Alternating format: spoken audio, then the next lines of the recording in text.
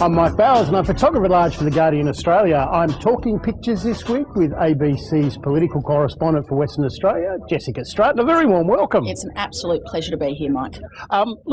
Scott Morrison doesn't seem to be the retiring type, but he's ditched his plans to raise the pension age. In fact, they seem to be trying to find a reverse and back up on a whole heap of things. Many things, many things. It's backflip after backflip, isn't it? Paul Zanetti, I've been doing the sums and it seems I've been wrong all along. 67 is the new 70. Suddenly those things that seem quite palatable as Treasurer Yep. aren't as palatable when you're the man who's got to get the good poll results. Yeah, you might be chewing on this Josh Frydenberg now, the aftertaste. Peter Dutton's had a very tough week by any measure, and things have gone pear-shaped on him. Jeff Pryor from the Saturday paper's drawn him as Mary Poppins. I'm having a bit of trouble seeing that one. Peter Dutton as au pair, not as easy on the eye as some of the au pairs he stepped in to help. I'd actually like to see him leave a doorstop in Parliament House via the flying umbrella. The look of the faces on these kids, Yeah, the kids. Where's the Fred Cellini guy? What is this? Mary Poppins doesn't look like Mary Poppins to me. The ex-PM's taking a well-earned break. Boy, he didn't waste time, did he? He's gone to the city that never sleeps from the city that always spills. Start spreading the news. I'm leaving today. Oh, we're okay. We can get some money in that for us. You, Wentworth.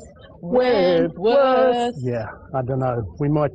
We'll stick to cartoons. We'll be here all week. Dean Alston from the West Australian. He's got the Turnbull's on the plane, and it seems he's forgotten the passport. Oh, for God's sake, Malcolm, you had the passports. No wonder you made such a mess of things. There's Malcolm and Lucy seeking refuge, going over to the US to seek refuge after this horrible leadership crisis. In the multi-million-dollar Central Park apartment. $3 million apartment overlooking Central Park. Pretty nice, right? I'd be out of there. I'd be out of there too.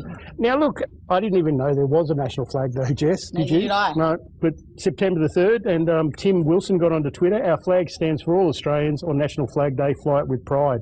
Don't see a lot of Australians putting their hand on their heart as they gaze up lovingly at the flag, do we? The really good part is the crowd in the background. Yeah, the crowd in the background, the perplexed faces, Mike. Yeah. Like, who is that guy and why? What's he doing? What's the go with the au pair? I think this plane is suggesting the plane's flying by. Kind of sums up the sort of the looks there of the crowd, doesn't it? What is the go with that?